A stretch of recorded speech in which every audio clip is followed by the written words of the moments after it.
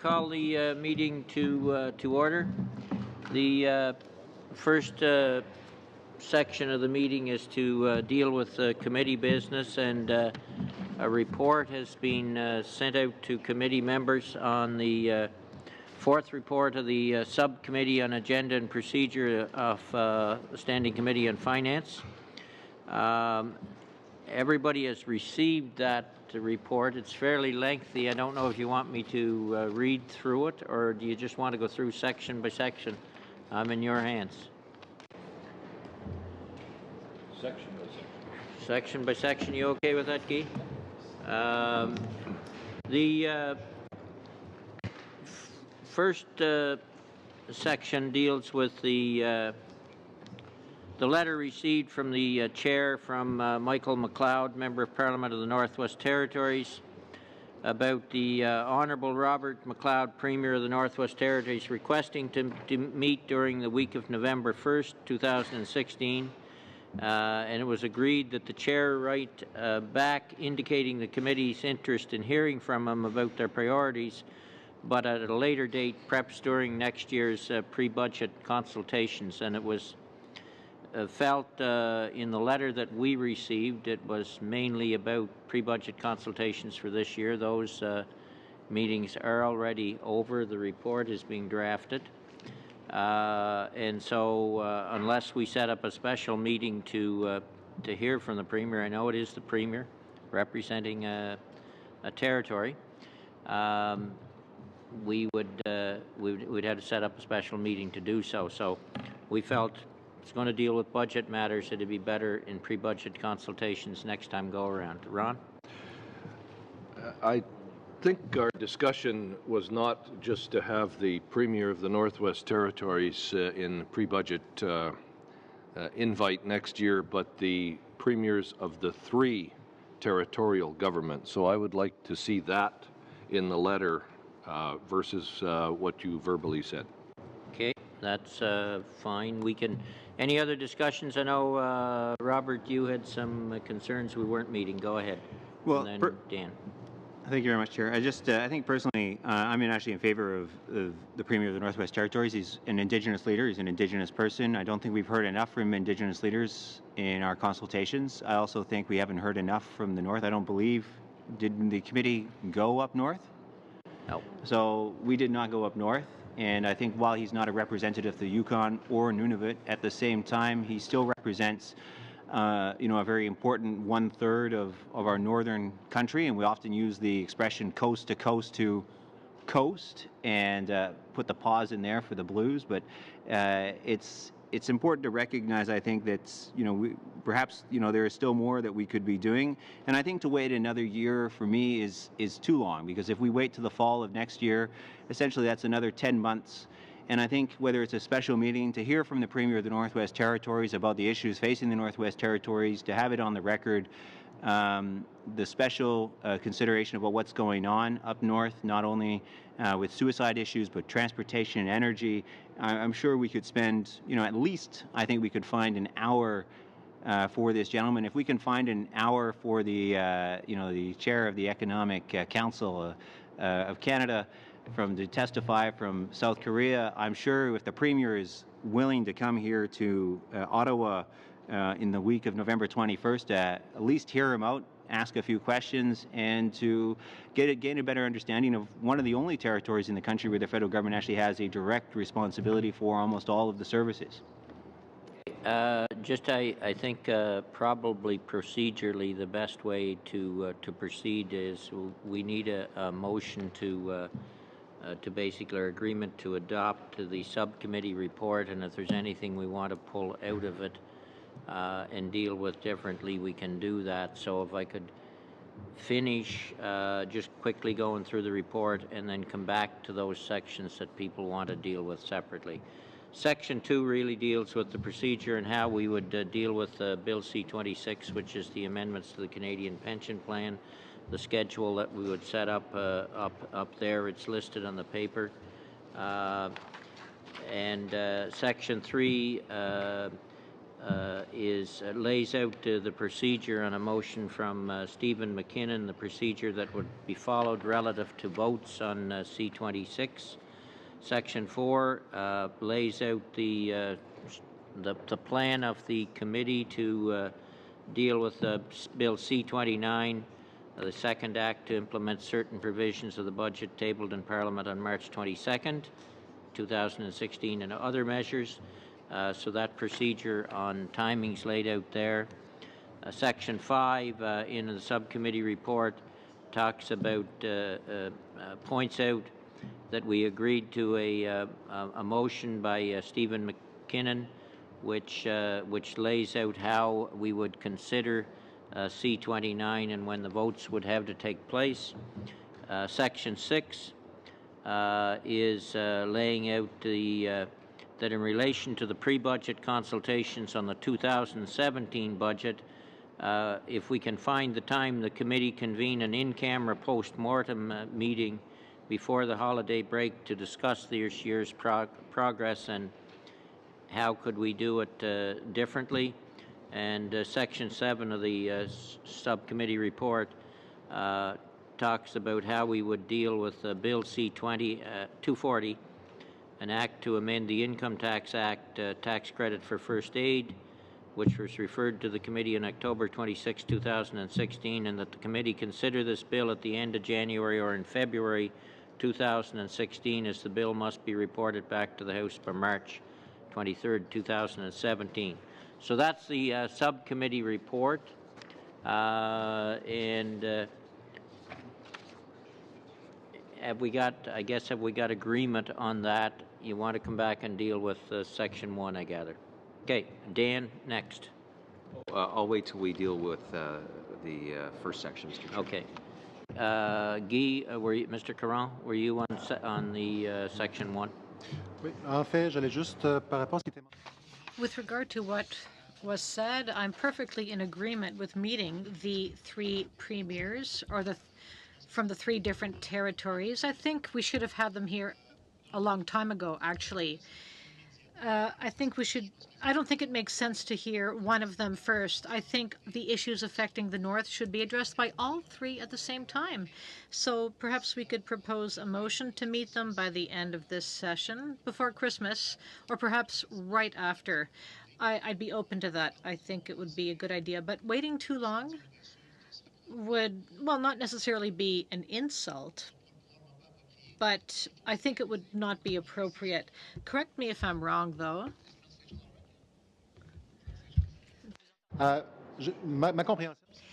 As far as I understand, the Premier of the Northwest Territories is coming here to meet with other committees, not just the Finance Committee. I think he's meeting with Natural Resources and Indigenous and Northern Affairs. So since he'll be here, he'll be able to meet with a lot of committees. So if we would like to meet all three premiers, I'm totally open to that.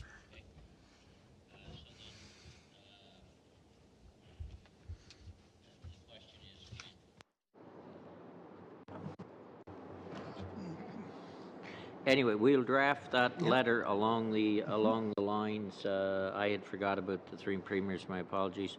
And we'll draft that letter along those lines. And is that acceptable to you to go that way? That we draft and we try and meet the three as soon as possible, given our agenda, and meet the three together. Okay.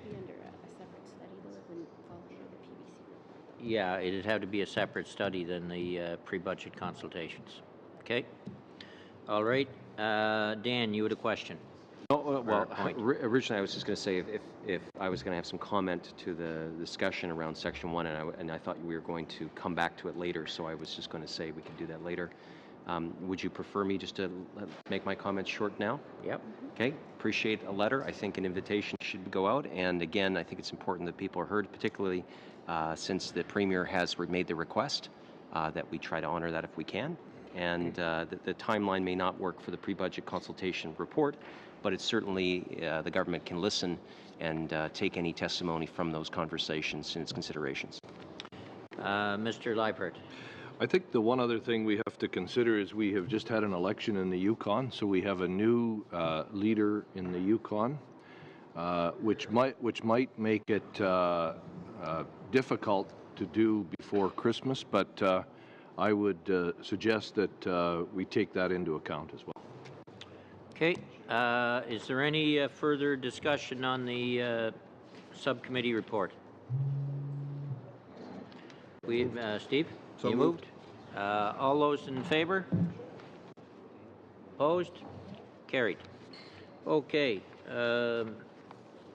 That's it for... oh, no. Sorry, Dan. One other thing.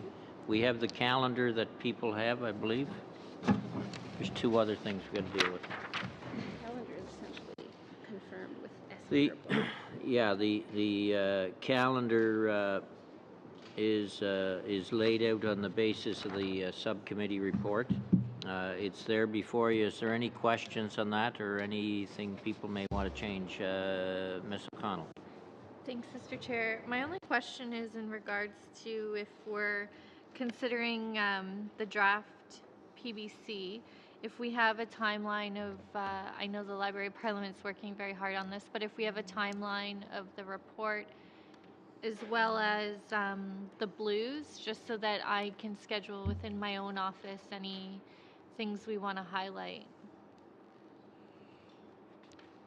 Do you want to respond, Jim? We are working diligently with the people who format the report and the translation unit to try to get it into your hands by the end of business on Friday, Okay. the 25th of November. Okay. Thank you.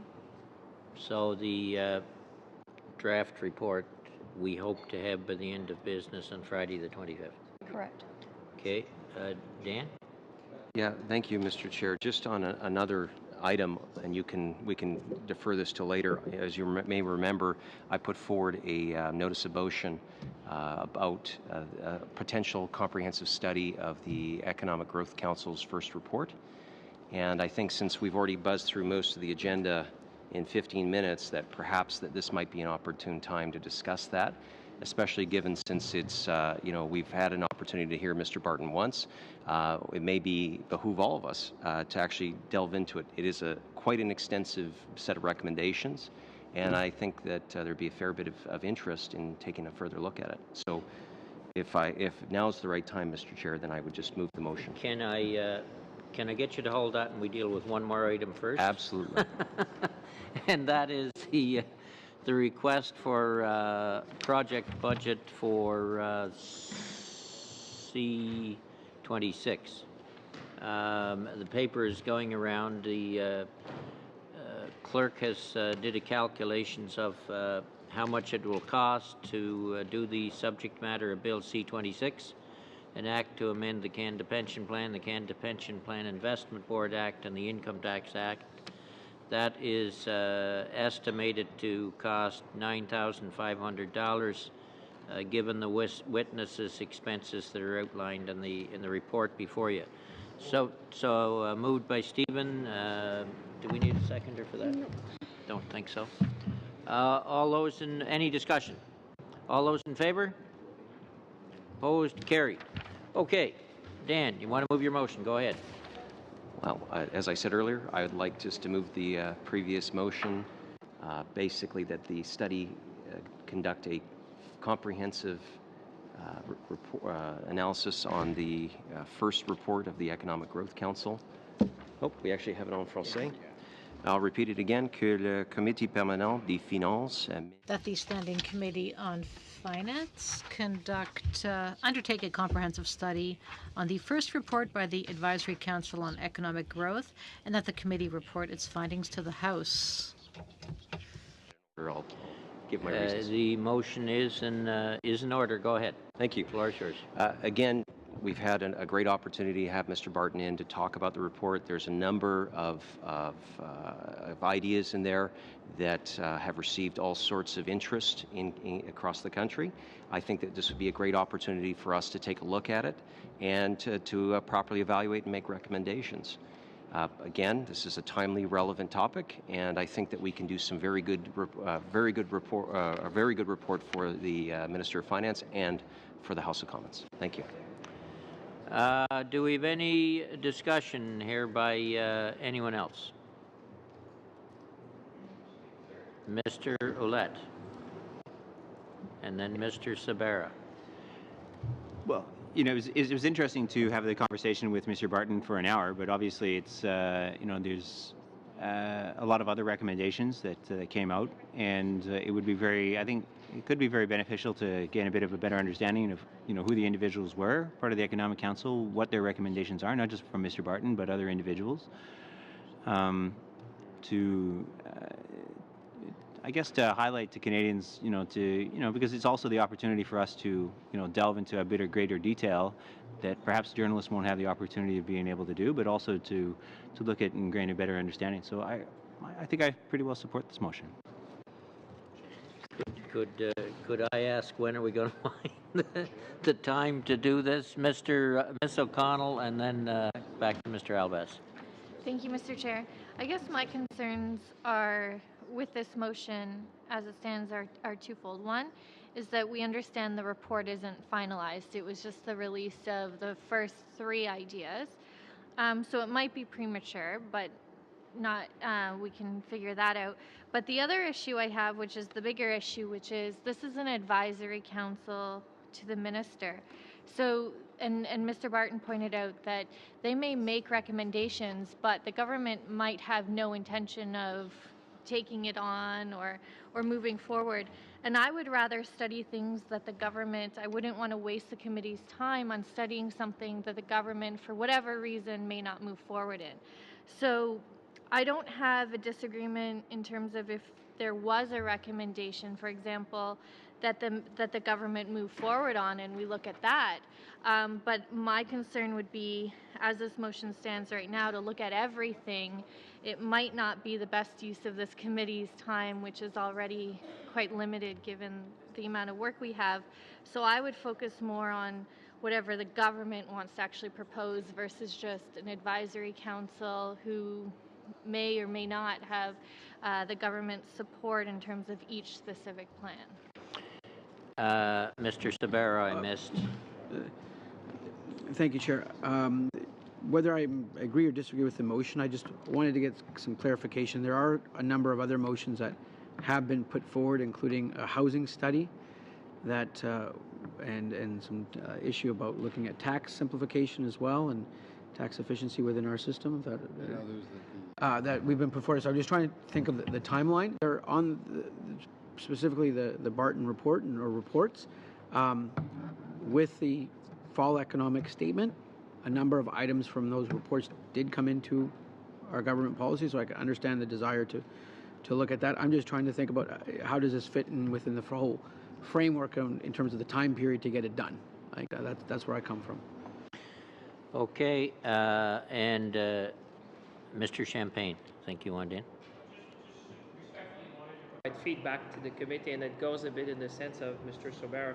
A number of the sorry, should I push this one? Yeah, I'm looking. Yeah, a number or some of the recommendations have been included in the fall economic statement. It might be more relevant, and I'm submitting that respectfully to the members. Those recommendations that we have decided to act upon as a government. I can think of the global scale strategy. I can think about the Invest in Canada hub. I can think about the infrastructure bank. But in terms of time, it seems that this committee should be looking at what we have adopted from some of the recommendations as opposed to those that we have decided not to pursue. If the committee wanted to spend time on some of the, and a number of them are already in the fall economic statement. So officials or others could come and present what is the government intention as opposed to what's a committee proposed to the government. The government has decided to act on a number of them, and it's in the fall economic statement. You want me to go to McKinnon, or you want to come in at a little later? Mr. McKinnon and then Mr. Caron. Mon observation est beaucoup. I have a much more practical comment. As Mr. Sabera said, several studies have been approved for us, and others are coming down the pipe, including one which you made, I believe, Mr. Albas, on the de minimis. We have 2 complete studies on bills and another study after the Christmas break. So by the time we get to reviewing the conclusions of the report from the Advisory Council, well, we'll have many other government policies and reports to study. So I think it's a bit premature at this point. And I think it would prevent us from doing the other work on our plate.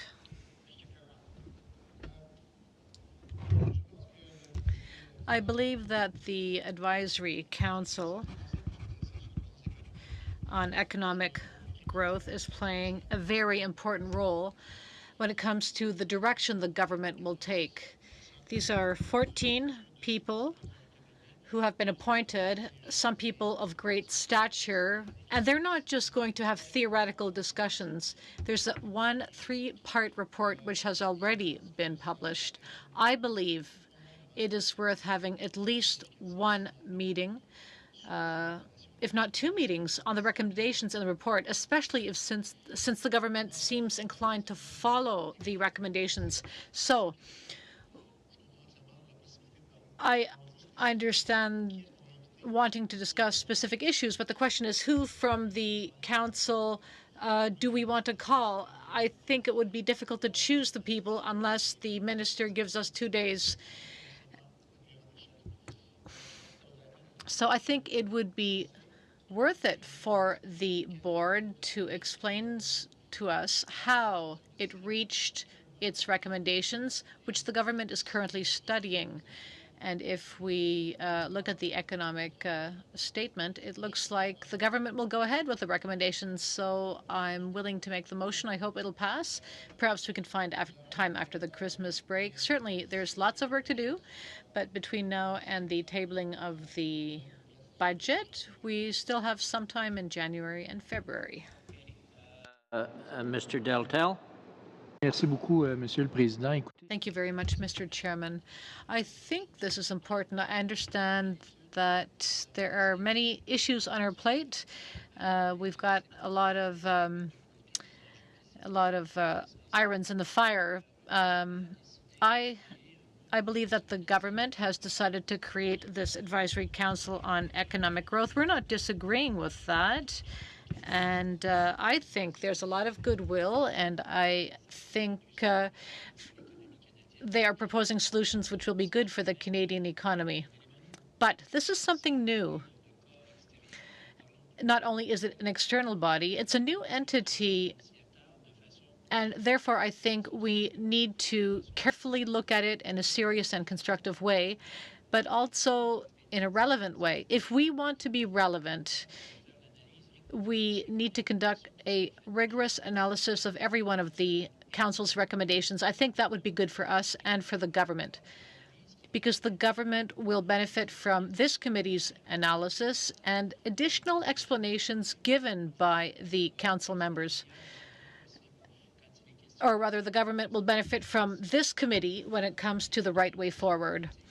We each have our political agendas, our political vision, and our good and bad prejudices or things we prefer or not. But I think the best thing for everyone is that we do our work in a relevant, rich, and substantial way. That way, we, members of Parliament, will be able to dig deeper into issues we care about, and also we'll be able to help the government make the right decisions.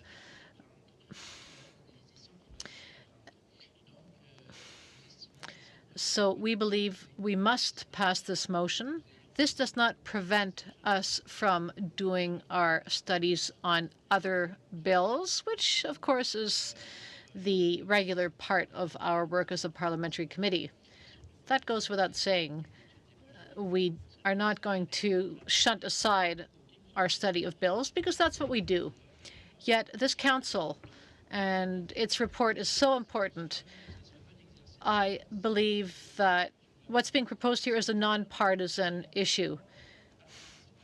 This government has said it wanted to create a nonpartisan advisory council, so I believe we should all support the motion.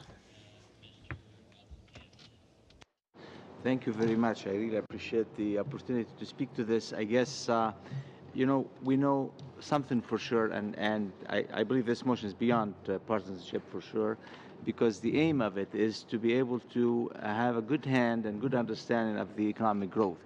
What we've seen, and without having to point any fingers toward any party, that the indication is not there.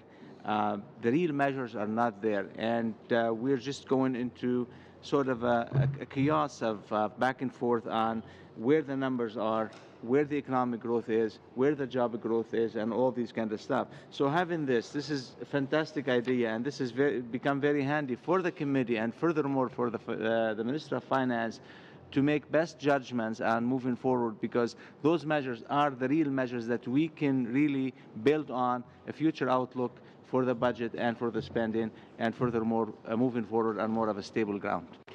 So, last word to you then, Mr. Albas. I was hoping to get, as some of the other members have mentioned, Mr. Chair, is to try and build some agreement because, again, this is the government. They actually put together, a group of individuals who wanted to contribute and have brought forward a report. And we've been traveling right across the country, Mr. Chair, to hear exactly, what Canadians think in their own regions think that they can do to grow the economy. So before I make my final statement, Mr. Chair, perhaps members can say, is there an amendment possible to the motion? Is it a matter of timing for the motion? I'd really like just to see if the committee can work this one out. Particularly, I didn't mean to dominate this whole meeting, but we did schedule about an hour, so. Problem. Got to deal with the motion. Anybody else want to add anything else? I'm not sensing really where people are at. Mr. McKinnon. Would you be prepared to wait till the Growth Committee submits its final set of recommendations? Can you give me the timing on that? I don't think Mr. Barton can, so I can't. But. Oh, okay. Okay. Well, I think he's been clear that he's going to try and get these things, sort of the specific sets of recommendations out on a punctual sort of time frame, and I certainly don't think any of the members of that committee think it's an unduly long process. So I would think by the middle of next year, but I don't know, that all of that work would be concluded, and then we could have the complete look at the Canadian economy afforded by the minister's group. Well, perhaps in lieu of an actual time, then perhaps maybe we just do a partial study right now just on the first report with the option to do a larger, more comprehensive once we have the totality of their reports.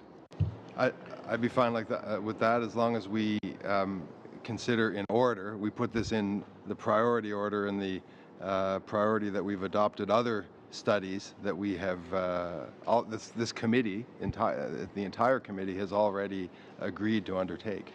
Okay, just the reason why I say this, we do have a few openings in the future, but that's why I purposely didn't put scheduling on this. So maybe if we could maybe pass it to yourself, Mr. Chair, and the clerk to maybe make some suggestions of where we could fit something in. We'll be having a meeting of the sub. We've got 3 or 4 other motions, so I would say the subcommittee is going to have to meet on those at some point in time and see how we can schedule things in. I mean, we're completely time limited until the Christmas break for sure, because legislation takes a priority, and pre-budget consultations, we know they have to be done by December 7th. So we could deal with it as a subcommittee. Okay, so perhaps maybe we could just, if we can find support for this, what we can do is just approve, yes, we're going to study it. If another report comes out, perhaps we can do another motion that will encompass both the new report and this first report as another option, and maybe we just put this in the hopper and then leave it to the steering committee to find where we're going to do the study. Would that be reasonable? That's the parameters that we're dealing with. And on the motion then, and the motion reads, so that people are clear, that the Standing Committee on Finance undertake a comprehensive study on the first report by the Advisory Committee on Economic Growth, and that the committee report its findings to the House. It says comprehensive, and first report? Again, if we put it in the hopper, we schedule it, and if another report comes up, then we can put another motion that incorporates this motion and another one. Again, we're masters of our own destiny, so if we decide as a committee that we'd like to change that, we can. Would you be prepared to accept a more general approach that the committee, I don't have it in front of me, so I apologize, but, oh, I guess I do, I'm sorry. Undertake a study on the various reports from the Advisory Council on Economic Growth, and that the committee report its findings to the House? I'm somewhat open, but I'm also a little bit concerned that if we're referencing things that don't yet exist, that's an issue. So that's why I didn't add a lot of meat to the bones here for that purpose, just to kind of keep it general and that we could find some agreement that this is important. What about existing and future reports? I'm looking, would everyone else agree with that? I think they do, with a shake of the heads. Well, I see some nodding. I see some. Yeah. Okay. Well, if you want to make the amendment, I'd be happy to support that. Okay. Mr. McKinnon is amending existing and future reports instead of first report. And strike the word comprehensive. Okay. Study on. Okay. Read it as you would, as the amendment would carry it. That the Standing Committee on Finance undertake a study on existing and upcoming reports by the Advisory Council on Economic Growth, and the committee report its findings to the House. The question I do have, though, is that are we, like, I'm saying this because I do know politics somewhat, is we're agreeing that we will study it, and this isn't just a way to keep it permanently off in the future, I would hope. Correct. Okay. No, I think that's just fine. Then on the amendment, Mr. Graywell. I just have a question. So we're studying a report to issue another report? And the report that's on the table is the first report of the Advisory Council on Economic Growth. Essentially, which they're making recommendations. There will be future reports. Sorry? And there will be future reports. So it's opening it up that we can basically study them all, as I understand it. And then we write our own report and table that in the House. Then we would. Then our committee would report those findings to the House. So just in terms of process to understand this, the first report by the Advisory Council on Economic Growth. So these people are going to write a report on the recommendation to the finance minister. And then we're going to get that report and we're going to study that report and write our own report to table in the House. Does anybody else see a problem with that process? Mr. Champagne. Mr. Chair, does that include even the recommendation the government is not pursuing? So that's a report on a report including things that we don't implement? That is true. I'm just trying to understand the logic here. So I don't want to get into the debate. No, I'm not debating. The fact I'm of just the trying to matter understand is logic. The committee might decide after listening to the Economic Advisory Council that the government should have put something, should have implemented a policy that they recommended and the government didn't accept. That's where you could end up. In an hour hearing. I would keep this to pre-budget consultations and in the regular business of the committee, in my opinion. I don't think we need to draft another report, especially based on a report. Like, that makes absolute no sense. So you're obviously against the amendment. Mr. Albaz. You know, I'm not sure if Mr. McKinnon's actually put the formal amendment to it. And if it sounds like his own members won't support the amendment, then maybe we should just have a vote on the main motion. But I just would point out... The amendment is already on the floor, so we're going to deal with it. Well, then the member knows opposite what we should do with it. But again, to the whole issue about a report to report, is so far the government has asked a group, 14 individuals, donating their time, blue sky thinking, and are giving strategic ideas on how to grow the economy to the government. And some of them are very far-reaching. Some of them have struck a chord positively and negatively across the country. And as parliamentarians, when you're talking about things that, for example, an infrastructure bank and the capitalization of that and how it goes, we could ask some very good questions about that, and so we get a better understanding of it. I think part of our job here is not just to promote economic growth, but is also promote the opinions of the representatives. We're the ultimate representatives of the people, and what those things are. So perhaps we should just, I'm not sure if members aren't going to support Mr. McKinnon's motion, maybe we should just dispose of that motion and we should just go ahead with the original. We'll see what happens on the amendment. Okay. Any further discussion on the amendment? Sorry, just for a process thing, and being a new member, I think it might just be an amateur hour question, but Mr. Alvis's point on the fact that these recommendations are made, it doesn't refrain us from calling these people, asking them for more detail, and then taking it and asking those questions in the House or getting clarification from the minister directly. It doesn't. You're adding work for the committee. In my humble opinion, that's work for the sake of doing work, which is, here's a report that some very smart people are generating, that our committee will call them to testify here, we will ask them questions, and then draft another report saying whether we agree or disagree with their recommendations. That just makes no sense. Like I said, I don't want to get into the discussion, Raj, but the advisory committee made a number of recommendations. The government accepted some. The committee would hear from the advisory committee, and maybe we as a committee would agree with the advisory committee in some areas that the government does not. I don't know. But you would report to the House on the basis of that fact. So on the amendment, all those in favor of the amendment, and keep your hands up. All those in favor of the amendment? Opposed? Carried. Then on the original motion as amended, all those in favor? Opposed? Carried. Okay. One other. So that motion, Mr. Caron. One other. What were you about to say? I was going to say I had left out something earlier, and that relates to supplementary estimates.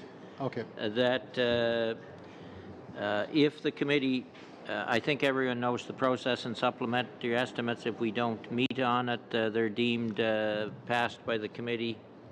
But the deadline for the committee to hold a meeting on supplementary estimates is to report back to the House is December 6th. It could be earlier, depending on the last when the last supply day would be. So if the committee wants to deal with supplementary estimates, then we have to schedule that in as well. I don't know what's people's desire on that one. Needs to be before December 6th or on December 6th? They have to be reported back to the House on December 6th. Okay, so it needs to be before. So it would have to be done. I don't know where you find time in here, to be honest. Mr. Chair? Yes, sorry. Who was Dan? Okay, so that's why. That's just the schedule here. Could the clerk maybe just offer some suggestions as to where she might try and either fill a hole or make one? Susie, it's up to you.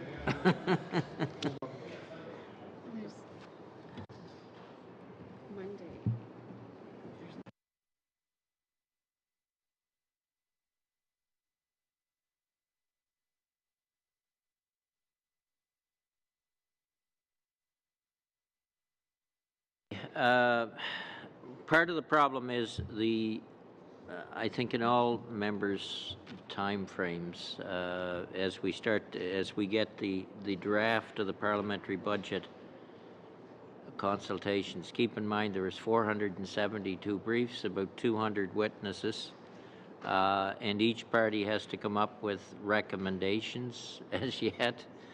That is going to take some time. We're going to have that draft by the 25th. There would be possibly some time on the 24th or the 29th, which is a Tuesday. Mr. Caron. I got a long shot here. Évidemment, la demande va se faire également que le ministre des Finances. The request is for the Minister of Finance to be present for the estimates, even the supplementary estimates. If we have officials on the 17th for C29, if it were possible to perhaps use that day to also talk about the supplementary estimates, that would be a lovely opportunity. Two birds with one stone. We'd have an opportunity to discuss the budget, and it would not be necessary to reschedule the minister. Any thoughts? I mean, it could be handled that way. I guess Mr. Elbouteff and then Mr. Albes. Yeah, I mean, it will always be good for the minister to appear in front of the committee, especially on the topics that's on the tables now, where the C-29. And it's very important for both the committee and the minister to have that discussion, and whether, if hopefully the minister's time allowed or permit, but that I think will be a great idea to have, and I support that too.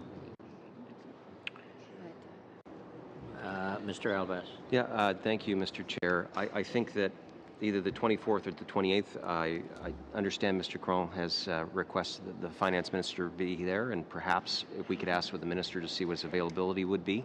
But I would just, I do know that we have these other studies and reports, et cetera, Mr. Chair.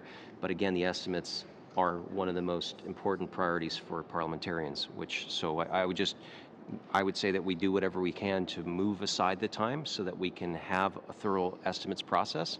I haven't done it before with this committee, Mr. Chair, and I really look forward to a very thoughtful process.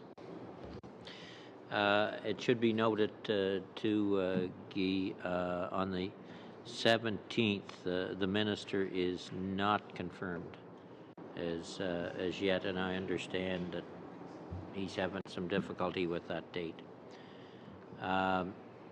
We don't have to decide it right now. I take it's the will of the committee what the committee wants to hear, wants to do a hearing on the estimates, and we'll have to try and find a way to fit it in, and we'll have to work with the minister's office on that. Is that agreeable? Is there anybody opposed to holding hearings on witnesses? Not even you, Mr. Parliamentary Secretary? Might be you we have to put up there to answer questions. That's fine, sir. I do that every day in the House. Sunny ways, my friends, sunny ways. Okay. Is there anything else on the business? Mr. Caron. Juste un dernier point qui porte sur le projet. A final point on Bill C-29. Is it still the will of the Liberals and Conservatives to not have witnesses for C-29? On the one hand, we wanted to invite fewer, but I had a suggestion that the committee could invite technical witnesses. We're not talking about witnesses that'll argue for or against, but perhaps more technical elements such as changing the Banking Act or the Common Reporting Standards. I thought that we had agreed on 1 day of hearings. On a number of witnesses on C-29. Est-ce qu'il y a une objection? Est-ce que je puisse soumettre? Is there any objection that I could submit by tomorrow a list of proposed technical witnesses for those? Tomorrow, Guy, is it tomorrow? Yep. Oh, it is tomorrow. Yes, it is. Yeah. Donc, j'aurais pour les témoins techniques. And so for technical witnesses? Inaudible. 521? What do you mean? 521. 5 on your side, 2, and then 1? And so we'll go with the traditional amount where we each invite one from each party invites witnesses for the day of hearings? Mr. Caron, that sometimes the parties may not fill all their slots, and if you want to put in more than one, we will look at it. Okay. Okay? Non, parfait. Donc, on y va sur la structure traditionnelle. Perfect. So then we'll go with the traditional structure and 1 day of meetings. I see that we're talking about 1 day, November 22nd, 3:30 to 6:30. Therefore, 2 times 6 witnesses, that's 12 witnesses. The clerk suggested something to me, Guy. Are you talking about a meeting with just technical witnesses, or are you talking about witnesses on Bill C-29 in the regular witness process? I was under the impression that there was no desire of having witnesses by and large under the regular process, which is why I suggested to bring technical witnesses. But if the intent is to actually fill with the regular process, then that answers my question.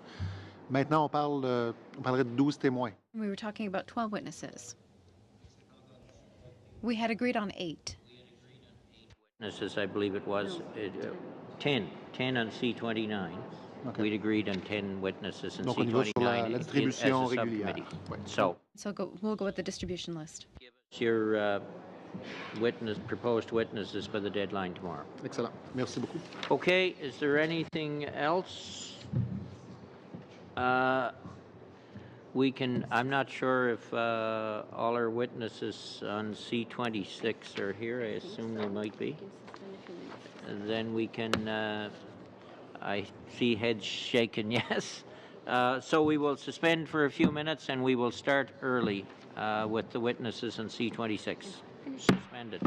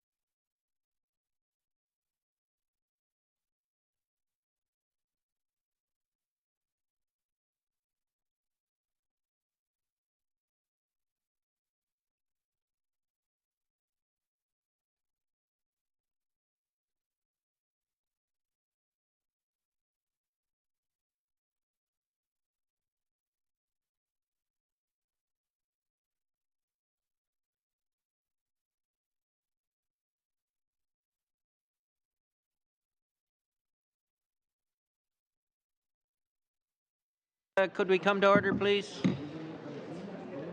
Mr. Ouellette, Mr. Champagne. Okay, pursuant to Standing Order 1082, subject matter of Bill C-26, an act to amend the Canada Pension Act, Canada Pension Plan Investment Board Act, and the Income Tax Act. We have with us witnesses from the Department of Finance, Canada Revenue Agency, the Department of Employment and Social Development, and the Office of the Superintendent of Financial Institutions.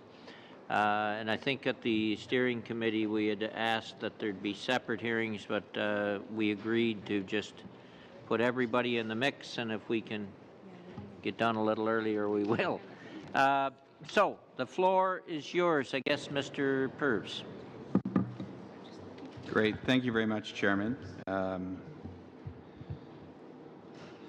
good afternoon to all committee members. As noted, my name is Glenn Purvis, General Director of the Federal Provincial Relations and Social Policy Branch at Finance Canada. I'm joined today by officials from Finance Canada, Employment and Social Development Canada, and the Canada Revenue Agency, as well as the Office of the Chief Actuary. Today, we're pleased to answer your questions on Bill C-26 or any questions that you may have on the Canada Pension Plan enhancement. I brought copies of the backgrounder that were posted on the Finance Canada website for those of you who want a copy. In addition, I believe our Parliamentary Secretary circulated for your benefit an additional supplementary document just giving context on the contribution rate and the earnings replacement. I was going to suggest just walking through that at the end of my opening remarks, just so we can position ourselves appropriately on that. So the Canada Pension Plan is a complex program involving 3 ministers and departments. To situate you, Finance Canada is responsible for leading discussions with provincial officials on possible changes to benefits and contributions. In addition, my department is responsible for the development of policy and legislation on the Canada Pension Plan Investment Board and the Income Tax Act. The Canada Revenue Agency is responsible for the collection and administration of contributions, while Employment and Social Development Canada has significant responsibility for the calculation and payment of benefits to Canadians and for the overall administration of the plan. You'll also be hearing from the Office of the Superintendent of Financial Institutions, my colleague to my left here, Monsieur Montambeau, who and their officials provide expert actuarial projections on the financial position of the plan, most recently contained in the 28th actuarial report tabled in Parliament on October 28, 2016. I'd like to provide you with a quick walkthrough on Bill C-26. The bill proposes amendments to the Canada Pension Plan, the Canada Pension Plan Investment Board Act, and the Income Tax Act, consistent with the agreement reached by Canada's Ministers of Finance on June 20, 2016 to enhance the Canada Pension Plan. The bill consists of 2 parts. Part 1 amends the Canada Pension Plan, notably to increase the amounts of the retirement pensions from 1/4 to 1/3 of pensionable earnings, as well as the survivors and disability pensions and the post-retirement benefits, subject to the amount of additional contributions made and the number of years over which those contributions are made. And secondly, to increase the maximum level of pensionable earnings by 14%, and provide for the making of additional contributions beginning in 2019 and phased in gradually over 7 years. The focus of the enhancement is very much on income replacement. To this extent, it resembles very much a registered pension plan that you would see in the workplace. La partie numéro 1 modifie également les lois. This part also amends the Canada Pension Plan Investment Board Act to provide for the transfer of funds between the Investment Board and the additional Canada Pension Plan account and to provide for the preparation of financial statements in relation to amounts managed by the Investment Board in relation to the additional contributions and increased benefits. Part 2 makes related amendments to the Income Tax Act to increase the working income tax benefit, to compensate for progressive contributions to the CPP for eligible low-income workers, and also sets out a deduction with regard to additional contribution of employees in order to avoid an increase in the cost of saving after taxes for Canadians. Everyone briefly through this backgrounder that has been circulated around. This is the document that has the red and the blue attached in it, just so everyone's on the same page.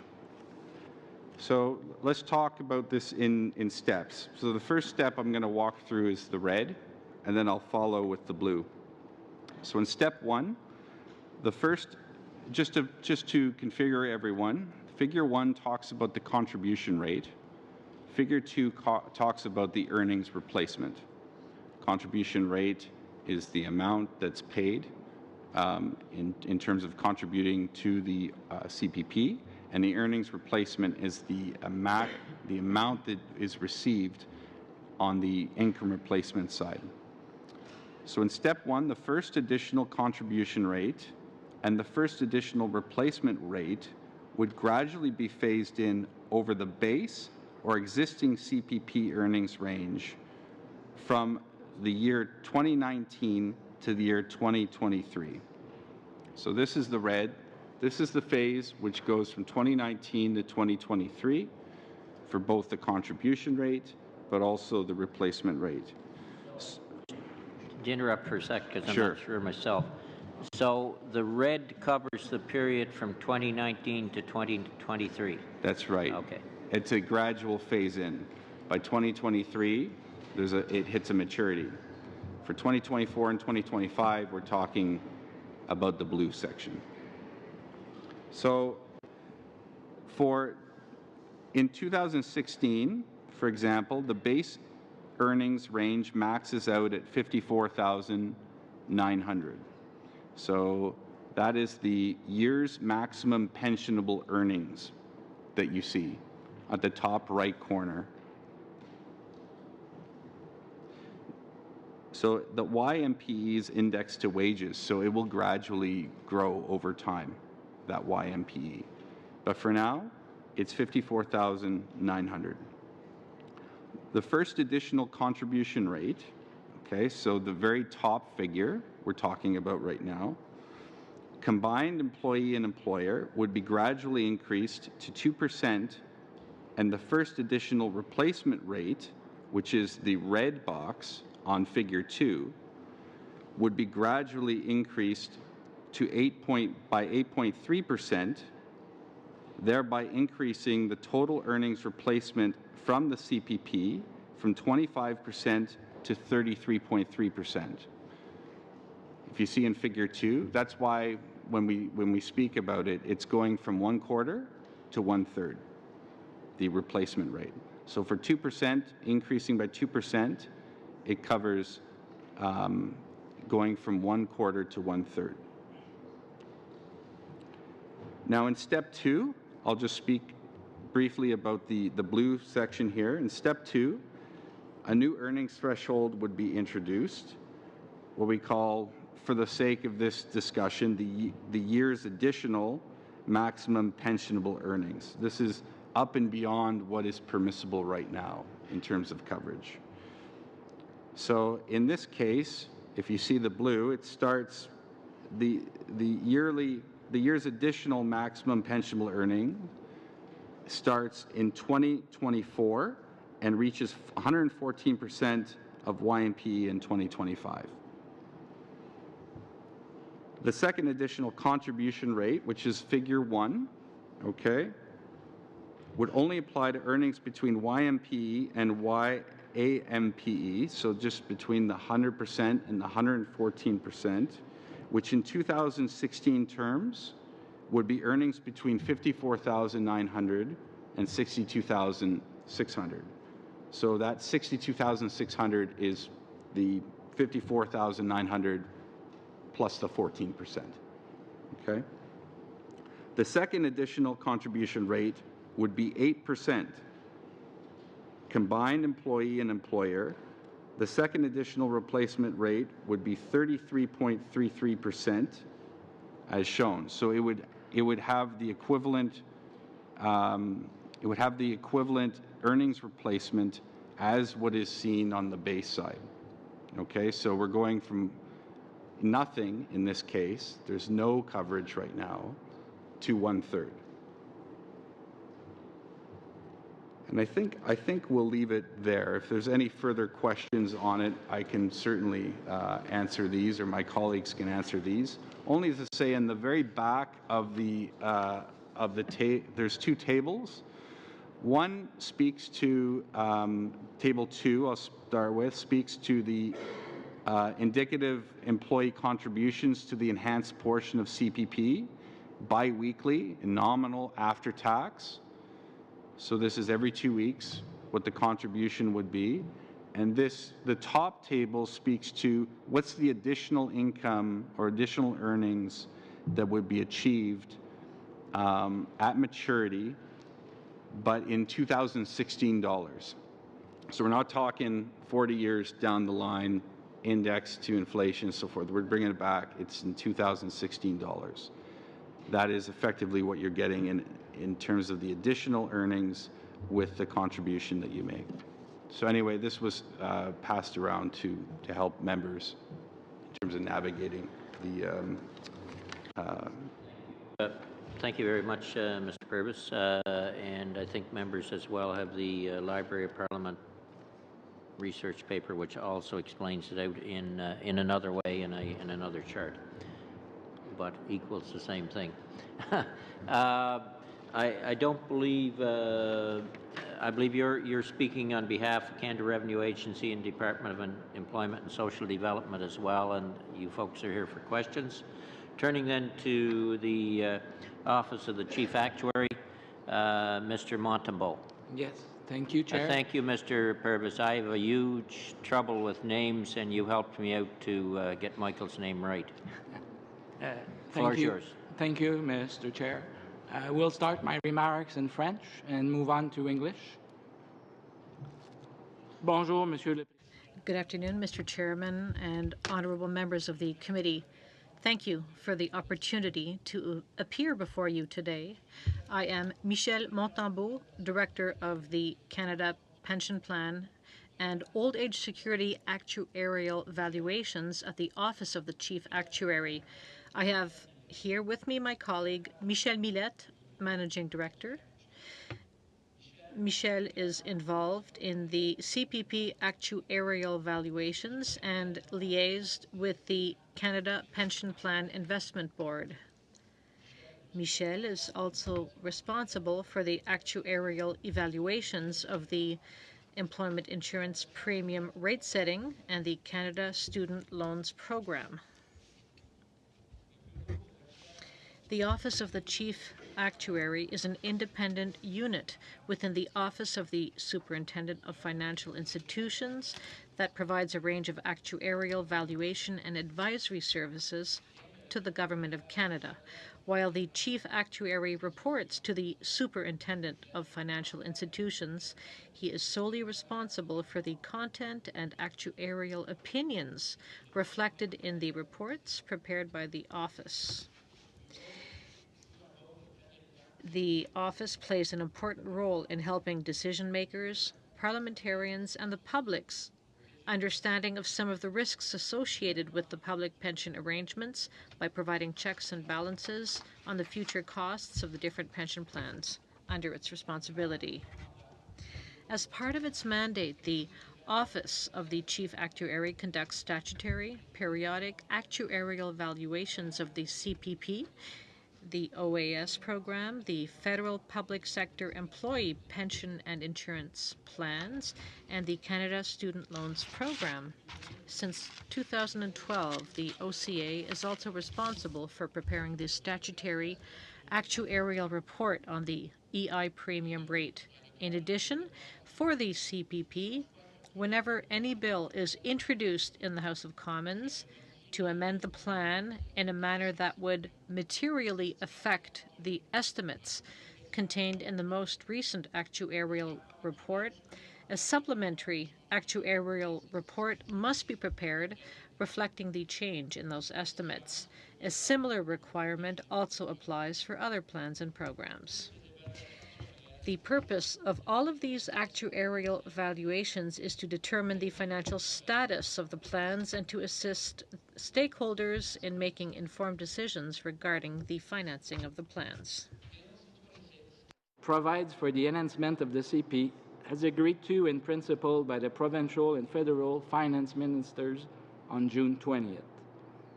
The enhancement both increases the replacement level from 1/4 to 1/3 of pensionable earnings and increase the upper eligible earnings limit, the year's maximum pensionable earnings, by 14% by 2025. The additional contribution rates required are set at 2% below the year's maximum pensionable earnings and 8% above it, with the rates split evenly between employers and employees. There is a scheduled 7-year phase-in of the enhancement between 2019 and 2025. Under the enhancement, the new benefits will accrue gradually over time, with full accrual occurring by about 2065. Individuals with less than 40 years of contributions will receive partial benefits. As required by the CPP statute, a supplemental actual report, the 28th on the CPP, was prepared to show the effect of Bill C-26 on the long-term financial state of the plan. The 28th CPP report was prepared on the basis of the last regular triennial report, the 27th CPP actual report as of December 31st, 2015. This report pertains to the current or base plan.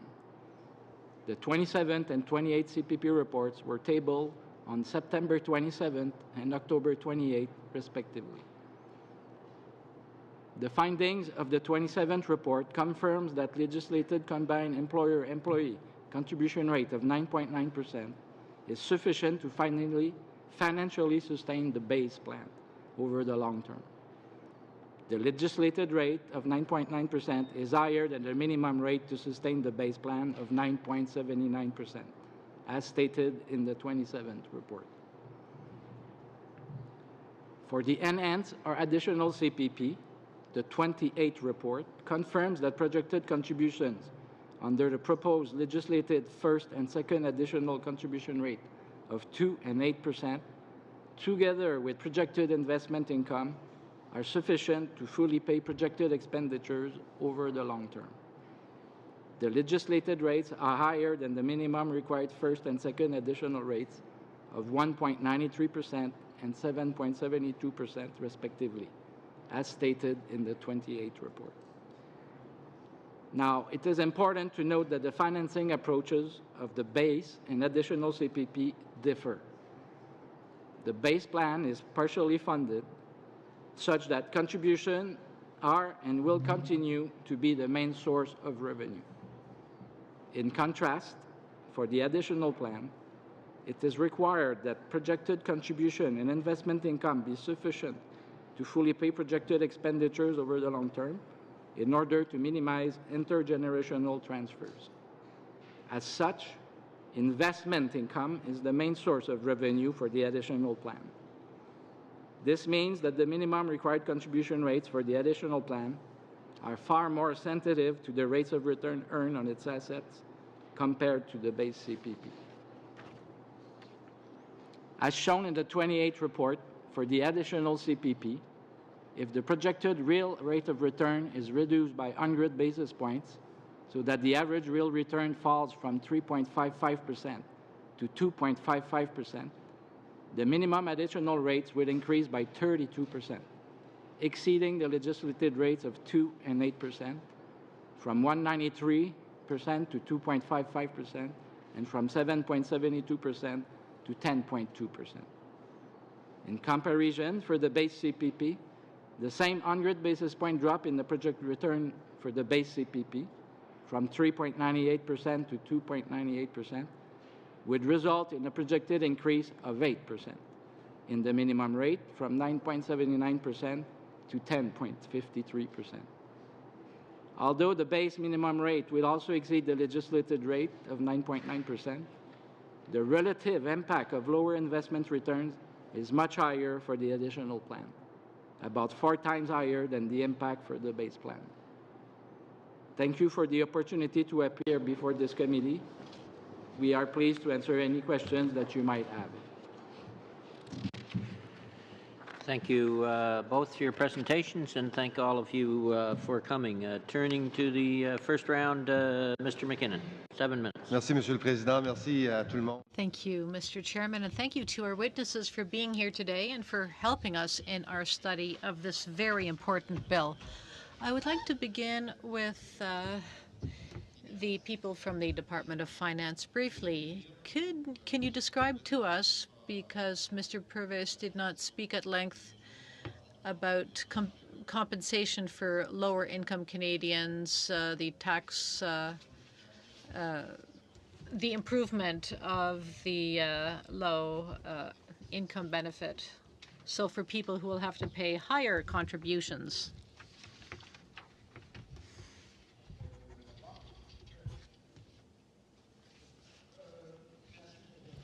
Thank you for your question.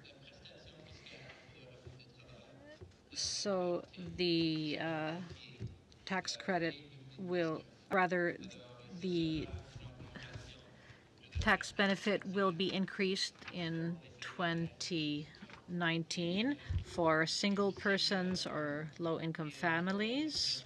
There is also an inclusion rate for benefits, which will increase so that low-income workers receive the maximum benefit more quickly.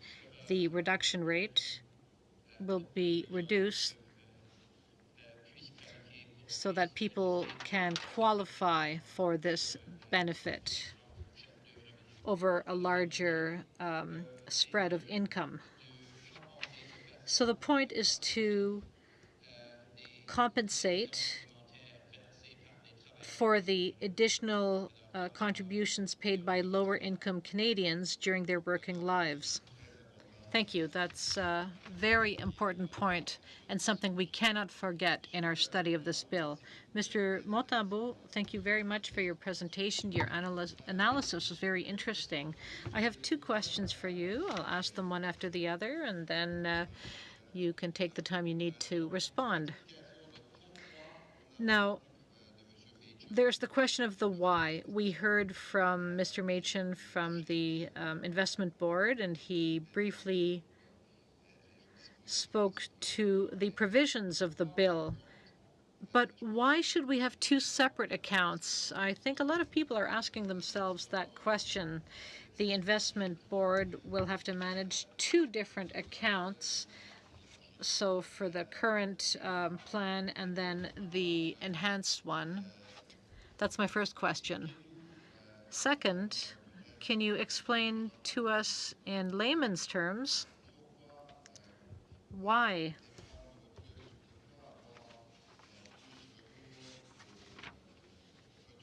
do we need to focus more on return on investment in the additional account?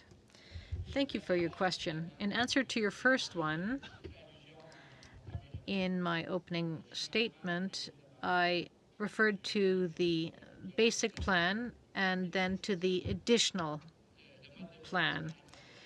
So the way each plan is funded is very different. In the first one, in the basic plan, we depend on contributions because the plan is not entirely capitalized. But when it comes to the second plan, the additional plan, we need to fully capitalize those contributions.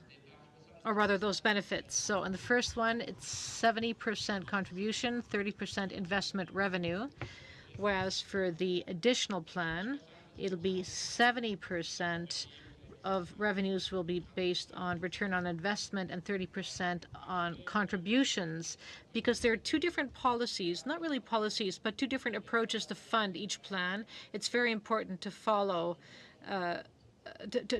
each plan carefully, and that's why we have two plans. Well, why not integrate them? Why not merge them? Why not take all contributions and put them together? I just want to make sure I understand the public policy rationale of having two different plans,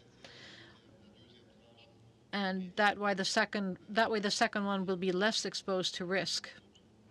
So why not merge both plans into one? Well, because we have different types of revenues, and in the second plan, which is more dependent on return on investment, and therefore the investment policy should be less volatile than the one we have in the current plan, where the investment returns fund the plan. If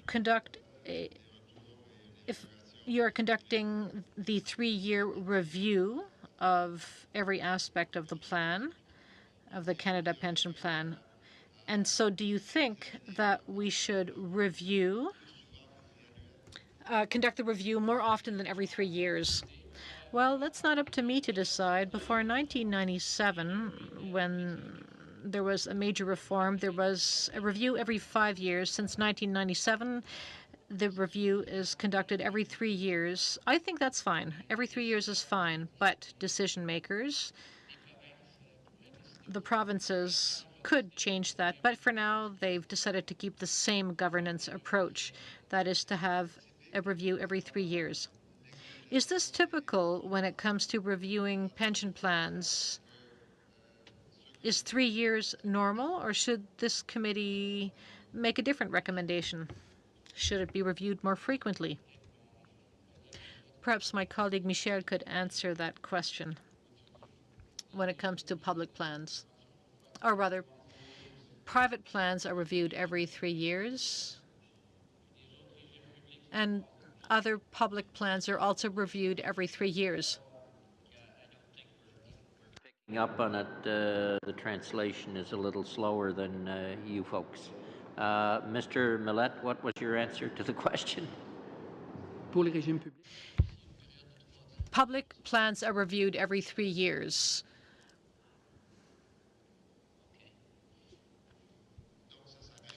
So it makes sense. What is contained here is aligned with what's happening with usual pension plan review practices. Mr. Chair. Thank you. Time's up in any event. Mr. Deltel. Merci beaucoup, Monsieur le Président. Thank you very much, Mr. Chairman. Ladies and gentlemen, welcome to this parliamentary committee of your Parliament and your House of Commons. I have a question first for Mr. Lavoie. I'm sorry, I couldn't see your name there. Some people will say,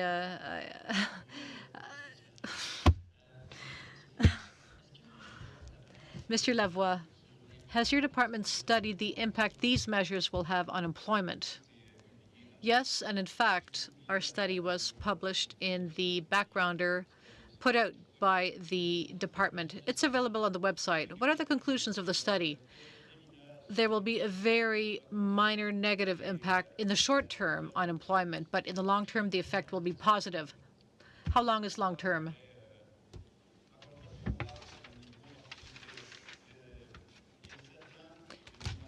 There are 7 years of phasing in these measures. We're looking at, as of 2030-35, there will be a positive effect. We expect employment to be positive throughout the 7 years, but it'll be slower at the very start. You're referring to 2030, 2035. That's 20 years from now until we feel the real positive effects. be very minor negative short-term effects, but it's a 7-year phase-in, so the system won't be fully implemented before 2025. 5 years after that, there will be more growth, but that'll be counterweighed by 5 years after the full implementation of the system.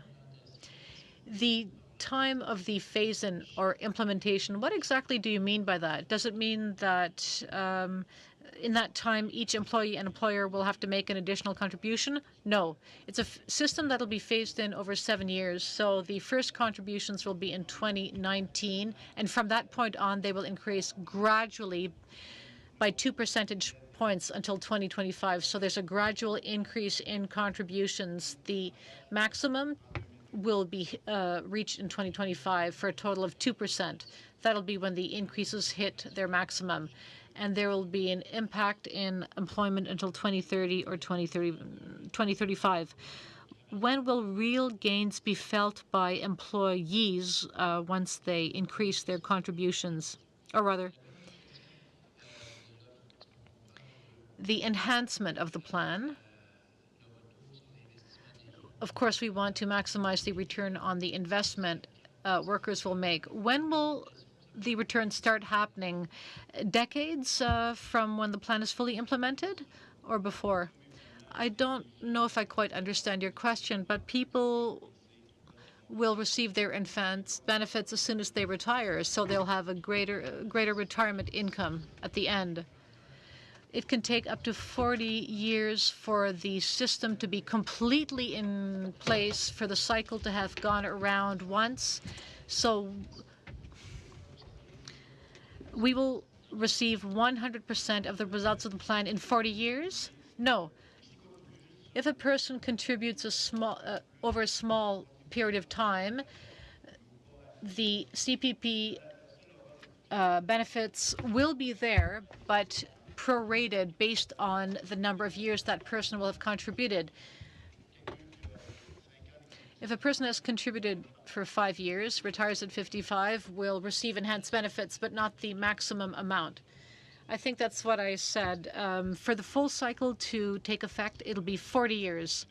Yes, but it doesn't mean that people who begin to contribute earlier, they will receive enhanced benefits before those 40 years are up.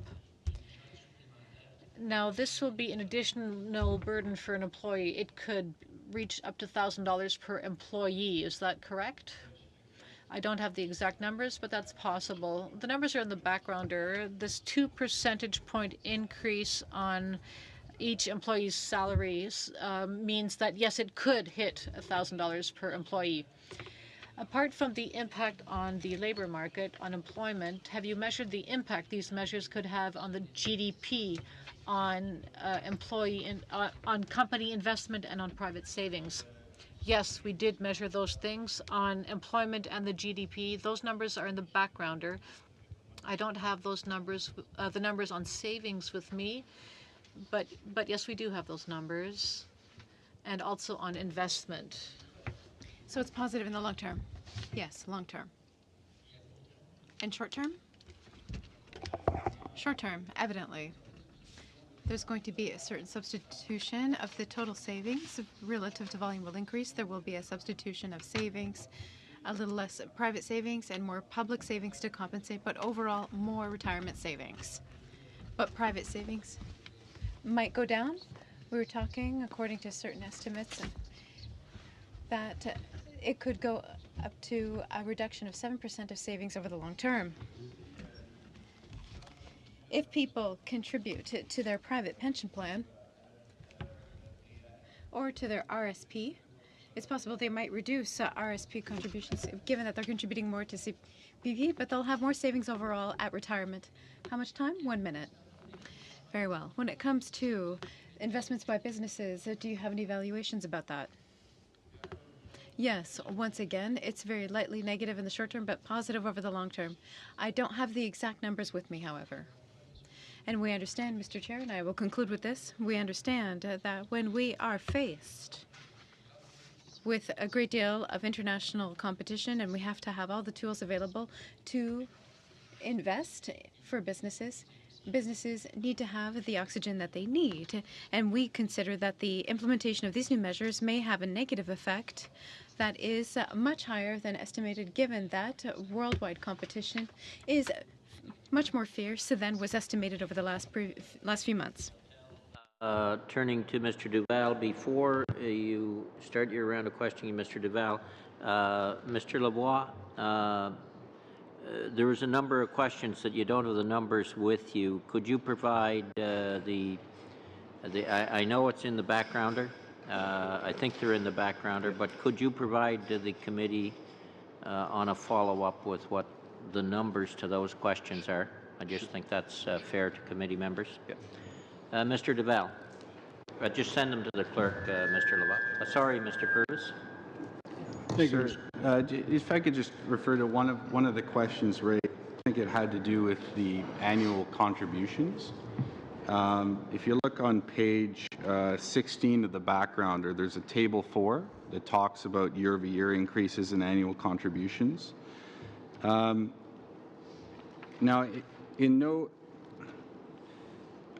only in a very rare instance does it reach 1,000. In most cases, it's less than 1,000. Table 2 actually has it as well. Thank you. Thank you very much. That's a good clarification, Mr. Purvis. Mr. Duval. Thank you, Mr. Chair, and thank you, everybody, for coming today and answering these questions. CPP benefits a person receives are based on an average of what earnings from the time the person is 18 until they retire. And to accommodate the periods when a person may have some hiccups, low earnings or zero earnings during those years, the plan allows for the lowest 8 years of earnings to be dropped out from the calculation. And this exemption is referred to as a dropout. There's also 2 other items that we have besides on the basis exemption that specifically are called dropouts, and one is for disability and one is for child rearing, when a person decides to stay home and won't be to raise their child, and then they won't be penalized for doing that during their life. So now that's in the base plan. When I looked in the enhanced plan, I don't see that in there. And is there a reason for that that's not in there, or did I miss something? I'll answer this one. So you're correct. The dropouts still remain in the base plan. With respect to the general dropout, I can say that it is built into the structure of the enhanced. So it's still there. Today you have a base plan that your contributory starts at age 18. It ends at age 65. So you're talking about 47 years. You have a general dropout of 17%, which drops out 8 years. So it brings you to your best 39 years. The enhancement doesn't have that dropout per se, but it takes your best 40 years. So it's very similar to the general dropout that is put in. There's also a plus 65 dropout, which you take in the base plan your contributions above age 65 and you replace your lower earnings prior to 65. So that is also built in because, again, you take your best 40 years. With respect to the child rearing and the disability dropouts, they will remain in the base plan and they will still protect individuals for eligibility purposes and continue to enhance their benefit. With respect to the enhanced portion of the plan, these are not duplicated in the enhanced portion of the plan, as this plan is closely linked to the individual's contributions. So it's, like Glenn mentioned before, it's very similar to a workplace pension plan. It aligns with the full funding provisions by minimizing the subsidies and also by minimizing the transfer, intra and intergenerational transfers. So if I may interrupt you there, did you do analysis that would, for the cost of the actuary of what would be the actual cost if it did include it on the enhancements, the dropout provisions? Was there a cost on that? I think the cost would be under Mr. Montalvo. No, we have no costing. The agreement did not include the dropouts for CRDO, so we did not do any costing. So was there instructions not to do the costing, or where did that come from? If you were going to, people were believing that they were going to get an enhanced CPP, but not to have two different phases. So what I'm asking is, was there instructions not to include that, or why wasn't it included? The deciders are what I call the CPP committee, which consists of the chair of the CPP committee, which is sitting beside me, and the 10 provinces and territories, and they discussed the parameters, and we were not asked to cost that parameter. Mr. Purvis? Yeah. Thank you. Just given the fact that what was agreed to in Vancouver was an enhancement that focuses on income replacement, very similar to the RPP. The package that was designed is very much consistent with what you would see in a workplace. And for that reason, this is an enhancement to the base CPP. The base CPP continues to have all the provisions that are contained within the base CPP. This focuses on increasing the income for Canadians going forward for their security in retirement. I understand that, but if we also thought that that security would be meaning when we enhanced it, and that was the whole purpose of it, to make them more of the middle class feel they were part of it. But this dropout provision really affects them. If you're paying the enhancement, now you're going to have two different categories. When I pay the base, I'm allowed it, but when I'm paying the enhancement, I'm not included in it. So my question to ask you, I think you give me the one answer about the provinces knowing about it, but were any of the women's groups or organizations or people with disabilities, were they ever consulted about this, asking how they felt? Consultations. So first of all, I should say that on an ongoing basis, on retirement income, there's an ongoing consultation through, the triennial reviews with the provinces and so forth. And in this period, there has been engagement with different levels of government to ensure that the focus of the enhancement is on income replacement.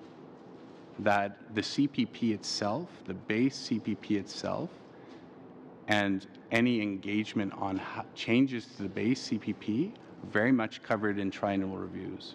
So, of course, there's many engagements that take place on that, but this enhancement is very much about improving the income security of Canadians in retirement. So, Mr. Purvis, has the Department of Finance or the Office of the Chief Actuary projected the impact on the gap between the male and female average CP retirement benefits? And if so, what is that impact?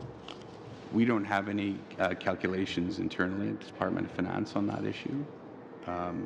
But you're saying we don't have that, and I'm not trying to be hostile, I'm just trying to say I'm having difficulty to say retirement replacement, and yet these people that make over $54,000 to the $82,000, they're not included as retirement replacement if they have a disability or bring up children.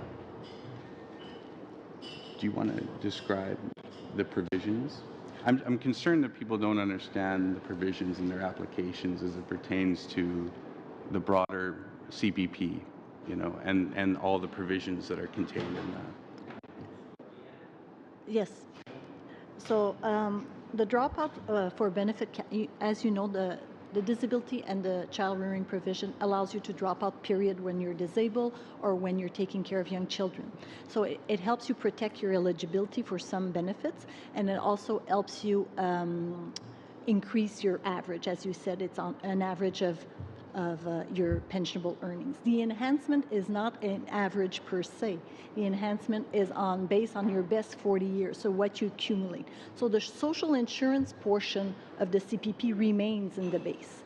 The enhancement is again linked to people's contributions. So it's like a top-up to your retirement or other survivor's pension or disability pension. So you get your base CPP, which will cover your flat rates for your disability, your flat rates for your survivors, which are paid by contributions from all, and your top-ups is really linked to your own contributions. We'll have to stop you. Did you want to add something more, Mr. Bruce? Mr. Ouellette. Thank you very much, Mr. Chair. I must say I'm also quite interested in this. So, and I'm going to use the example of my wife. She, we have 5 children over a course of 10-year period. She was a teacher. She had a defined benefit pension with her as a teacher. But what you're saying essentially is when she was working as a teacher, she would, even though she wasn't making a salary, she was getting EI and various benefits, she was still able to pay into her pension plan in order to not lose space compared to, for instance, a male colleague who progresses along in their career at the same time. But so she wouldn't end up in retirement a little poorer because she took time out to do something really beneficial for society, raising children. And so what I'm hearing is the new enhancement doesn't have a provision for someone like my wife in order to ensure that she still can maintain that level of earnings? The base CPP will continue to protect that portion. However, the enhancement will be on the contribution that she made. So if she's outside of the workforce, what we're seeing is that women stay less and less time outside of the workforce. On average, a woman during their career right now will stay on average less than 4 years outside of the workforce. So the child rearing provision has less and less impact, and we're foreseeing in the future it will continue that way. But 8 years could still be substantial in a defined benefit plan. It would be equal to, if it was, for instance, in the military or something in the Canadian Armed Forces, that would equal to around 8% of someone's salary. So anyways, I must say I'm a little concerned that we haven't looked at calculating that, and I think perhaps, I understand that there's a child rearing provision and a general dropout provision, but I believe if someone and their employer was willing to contribute to the CPP and they were willing to contribute to the CPP during a certain period where their salary would be, they could, show and demonstrate what their salary would be over a certain time, that they should still have that ability to contribute to the CPP to ensure that they don't lose that long-term buying power, because obviously the contributions are very important, and I understand we want to have us pay not longer as a pay-as-you-go CPP plan, but something that it's and we don't want to transfer wealth from one generation to another. So, anyways, I hope somehow someone would be interested in looking at in greater detail, both with the actuariat and in the finance department. Now, I just have another additional question. I was just wondering, because I'd asked this previous to this, I was just wondering if you could give me the additional costs in the form of increased Government of Canada payments to cover the employer portion of the CPP enhancement in relation to federal employees. So there are around 250,000 in public civil servants in the employ of the federal government, and I'd like to know how much extra the enhancement's actually going to cost the federal government. And I'd asked this previously, no one had gotten back to me. I'm asking again. Okay. What? Do you want to? Well, since our two systems are fully integrated between the CPP and our pension plan, the increased contribution in CPP is going to be offset by decreased contribution to APP. So my feeling is that'll be zero for the federal government. So that raises, so that's then the retirement plan for civil servants, correct? So I was just, so one of the issues I always had when I was in the Army was I had the Superannuation Act, was as you pay your money in, and then you get to age, and you retire at maybe 55 or 60 after, you're 35 or 25 or how many years of service you've done, and you get 2% a year, but once you hit 65, you actually see a decrease in the CPP or the CPP amounts you actually receive, even though you paid into it and you paid into your military pension, or, I understand this is with all civil servants. So I'm just wondering, because obviously people now, for instance, in the military aren't joining at 19 years old as often. There's people who are even in their 40s. You can join into your 50s.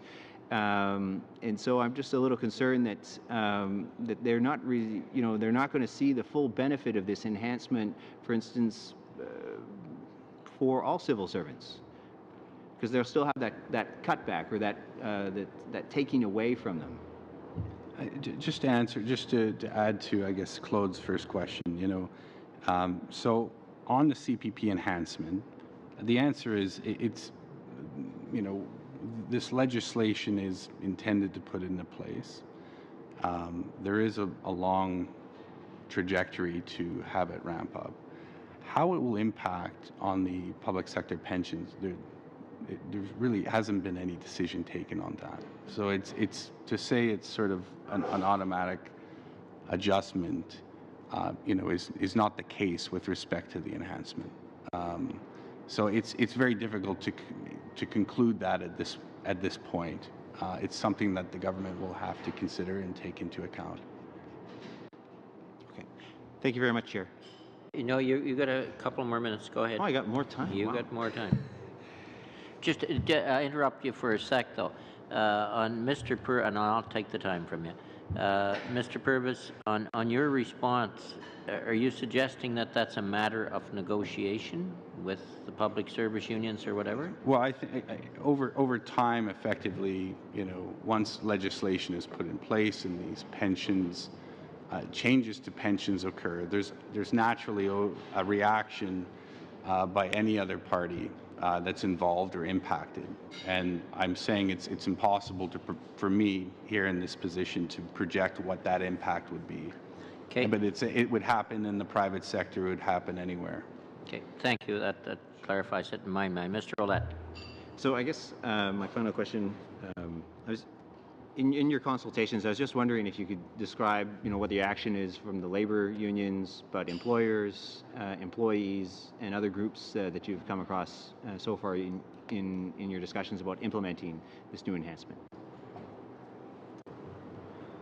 I think, since the legislation has come out, there has been engagement with employers and so forth in terms of a reaction to the legislation, and I would say broadly it's been quite positive. There's been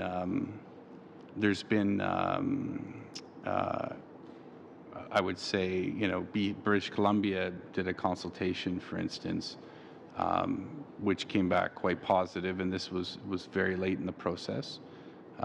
Manitoba is doing a consultation on the triennial review right now, which isn't linked to the enhancement, but so far I would say that broadly we have not received any explicit negative reaction. Both Mr. Albas. Thank you, Mr. Chair, and thank you to all of our witnesses for the work you do for Canada. I'm just going to make a quick comment, then I'll get right into my questions. Mr. Purvis, I appreciate the work that you do. However, I would say that unlike Mr. Montembolt, who actually came and made sure that we had a briefing here, it's disappointing when parliamentarians cannot have. I was able to get a copy of your statement. Part of it's English, part in French, and I think that puts other members at a disadvantage. So I would hope that in the future that anyone from the Minister of Finance or the Finance Canada would come in and make sure that this committee actually has your statements ahead of time so we can be more informed and ask better questions. I'll start first in regards to the working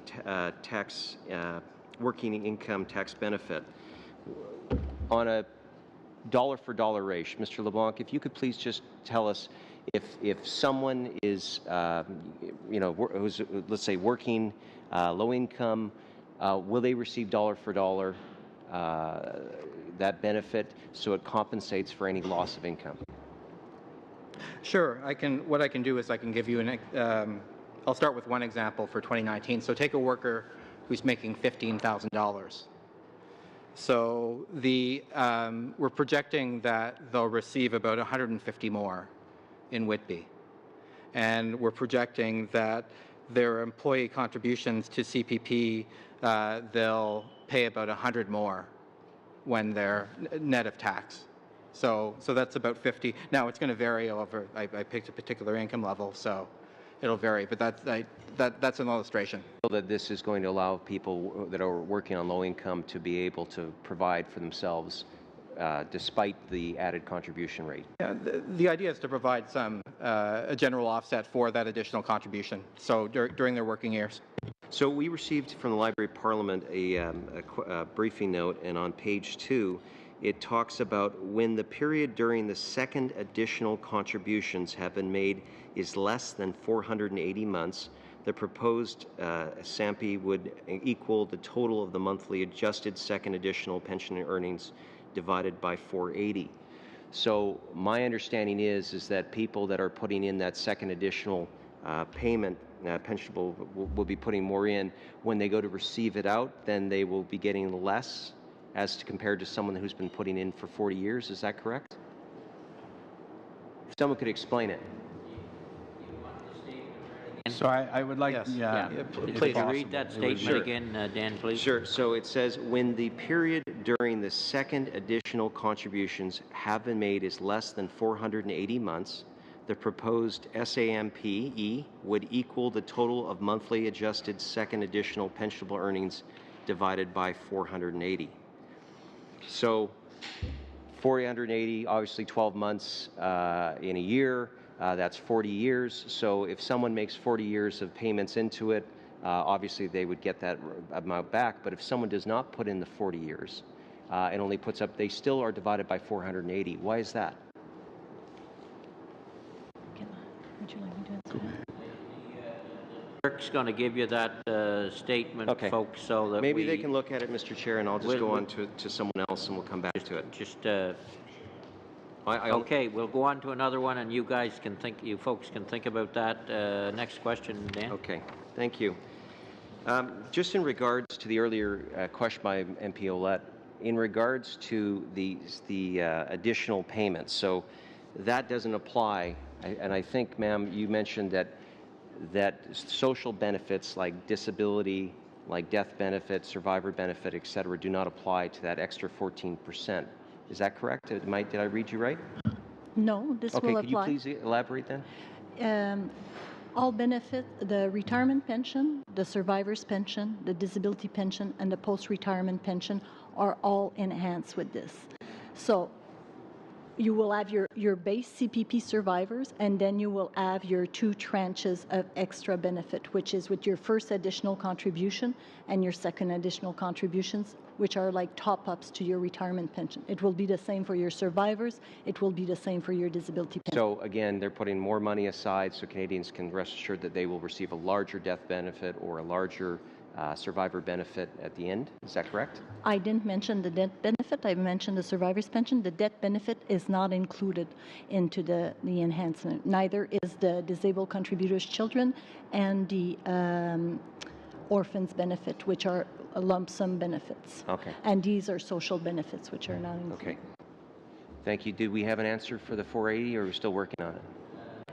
Okay. So with respect to the 480, right now, I'll explain how the pension is calculated right now. So your pension is calculated on an average, a number of months that you have in your contributory period, from age 18 till the time you stop working, and or that you take your retirement pension. Right now, it will be I wouldn't talk it. It's not an average per se. You always divide on 480 months, so that's 40 years. When I said you get the best of your 40 years, so you accumulate. So if you contribute for 20 years, you will get 20 40th. If you contribute for 10 years, you will get 10 40th.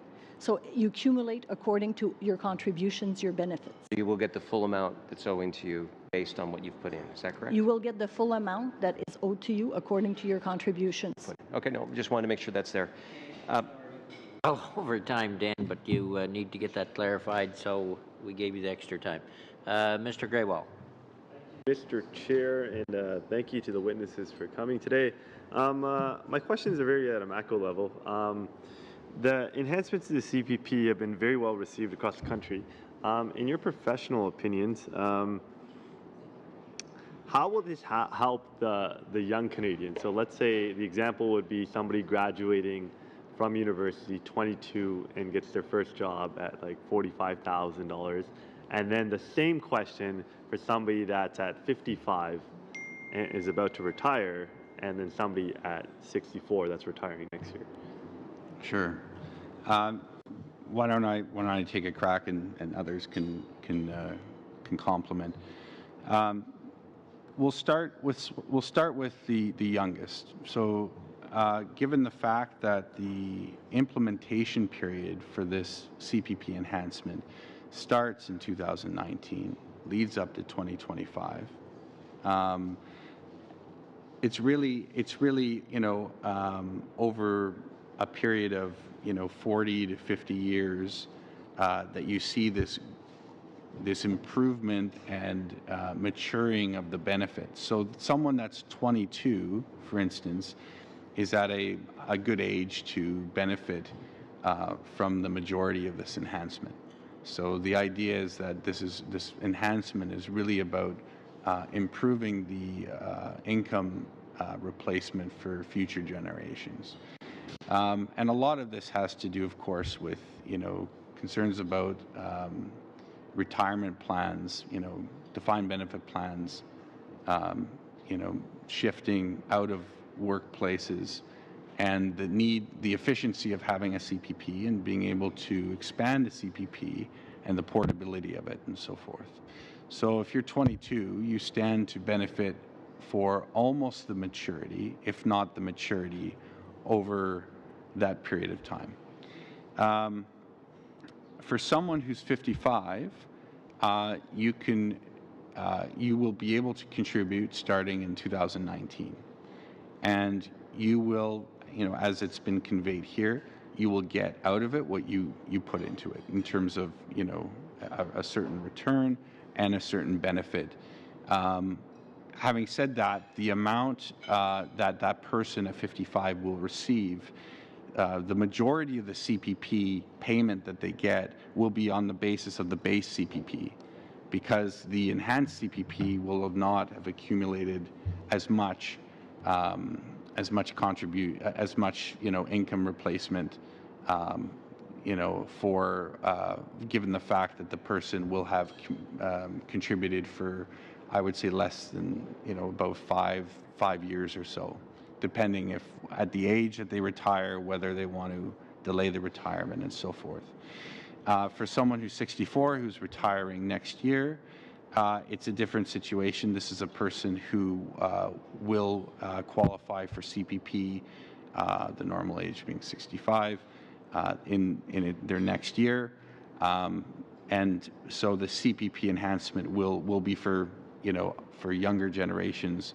That person, however, when you think of the total support that's being provided by the government, you have to look at it through the lens of the OAS, the move on OAS from moving from 67 to 65, the GIS support and top up depending on the income that senior will be generating, and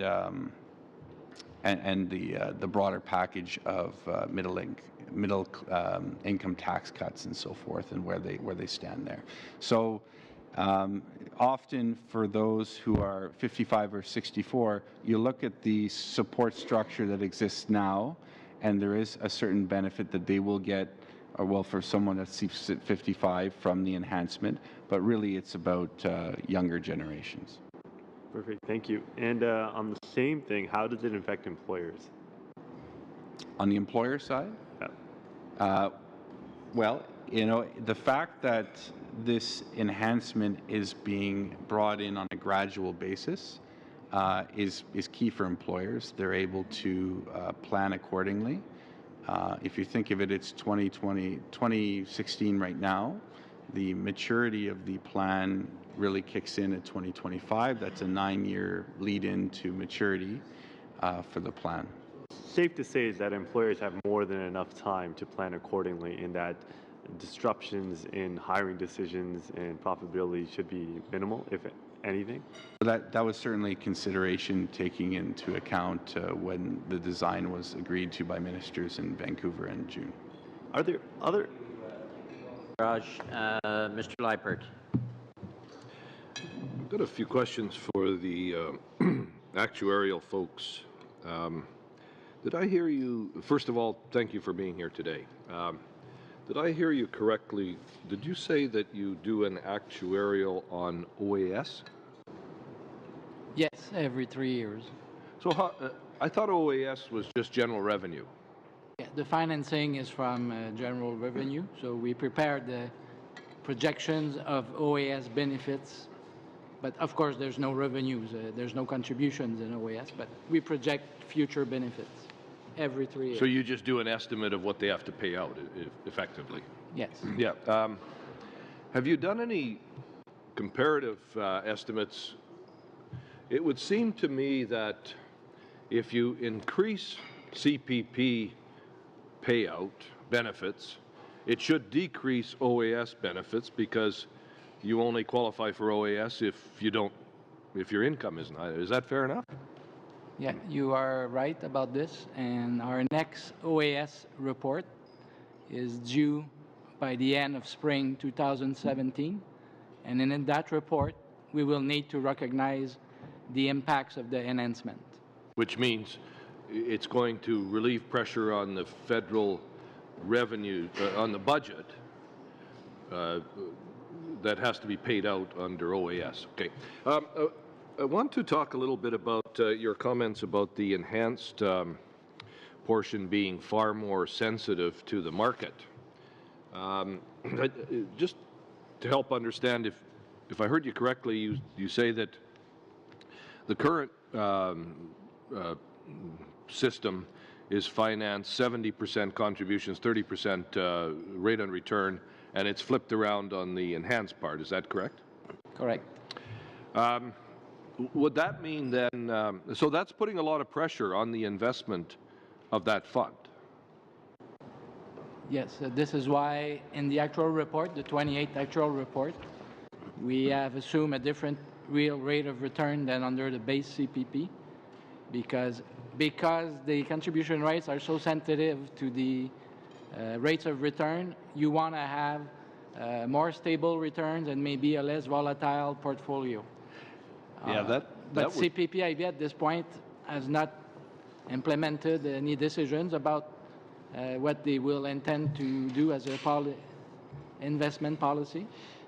They said they are still studying that, so we believe that because of the sensitivity, and I think CPPIB is agreeing with that the monies invested in CPP2 should be under a portfolio that's less volatile, which will give more stable returns. So will they be investing this money in two separate accounts then? Yes, the current CPP monies will be invested as they are currently by the CPPIB, but there will be a separate account that will have to be set up by the CPPIB for the monies that are related to the CPP enhancement. Now, so does the current CPP fund, does it kind of break even? The current CPP? Yeah. The latest actual report, the 27th actual report, presently the legislated rate is 9.9%, but our latest actual valuation on that base plan, which is the 27th report, said the minimum rate that you could charge to sustain the plan over the long term is 9.79%. So effectively, the contributions and the rate of return are effectively paying out the benefits. Is that fair? Yes. So what is in the enhanced program that would give the government the confidence that when you flip it from 30 to 70 to 70-30, that somehow it's going to be sustainable? Right now, based on our report and the assumptions we have made, we have came up with a minimum contribution rates for the enhanced at 1.93 and 7.72%, and the legislated rate are at 2% and 8%. So the rates that I calculate to say this is the minimum to financially sustain the enhanced plan are lower than what is legislated. Well, I'm just having trouble, maybe I don't understand it properly, but I'm having trouble understanding how if the current plan is breaking even at a 70-30 contribution, how can we feel confident that the enhanced plan is going to actually break even at a flipped around number of a 70-30? Okay. Well, like I said, the enhancement will be much more, the contribution rates to the enhancement will be much more sensitive to the real rate of, or the investment results. So I would assume then that if the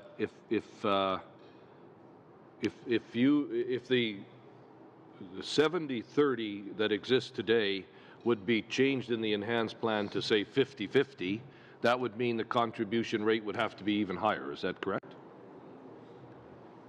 I'm not too sure where. Well, so in order to make this plan sustainable, but you would only rely on the rate of return at 50% of the plan, that would mean, instead of 70%, as you suggested, that would mean the actual contributions would have to go up. The financing objective of the plan is to fully fund the projected future expenditures. When you are in a world where you have to fully fund your benefit, the expectations and what happens is that 70% of your revenues will come from investment. So to have a 50-50 would mean that you're not respecting the full funding principle. So you would be somewhere partially funded. Does that clarify where you're at, or do you need a supplementary? One quick supplementary, just to, what I'm getting at is if you did not rely so much on rate of return to fund your enhanced plan, the only other option would be to have higher contributions. Yeah. Yeah. Thank you. Ms. O'Connell, thank you both. Thank you, Mr. Chair. Thank you for being here. I want to just ask a question. Canada is not necessarily in a unique situation financially in terms of, you know, the economy and pressures and things like that, workforce. So just out of curiosity, are there other G7 countries that are also looking at enhancements to CPP? Because I'm assuming it's not just a Canadian phenomenon that people are not saving enough. So are there other countries that are doing this as well or talking about it that you know of? Sure. I'll just maybe point out a couple things. First, we've gotten a lot of calls from other G7, well, from the UK and from OECD countries that have similar systems, including the IMF, asking us about you know, the measures that have been taken and looking into the design of the enhancement and so forth. Canada is you know, unique in the sense that 41% of our retirement savings are privately funded, and there's a portion that, you know, that is on the public side that is less than the average for the OECD. So this would bring that portion up a bit. So from a design standpoint, certainly we're getting calls about how we're pursuing this. I think there's questions also about the design of the CPP in general, not just the enhancement. You know, in terms of how we're calibrating the enhancement, how we're working with the provinces, the process there has been of interest as well. Thank you. And just to clarify, because sometimes, you know, we get lost in some of the technicalities, which is the job of this committee, frankly. But for the public listening, what does this actually mean in plain language? What would, if somebody who receives, and we know that this is for future generations are going to benefit the most from this in particular, but if a young person were to receive the full 40-year, you know, contribution, what's the difference if you took, you know, if we didn't do this, what's the average pension that somebody would receive, forgetting if they have their individual contributions or whatnot, versus with this enhancement, what does that average then change to in terms of per year, the amount they would receive? In terms of the amounts that we're talking about, in fact, I think that sheet that we handed out has some of that information. It provides in Table 2 or Table 1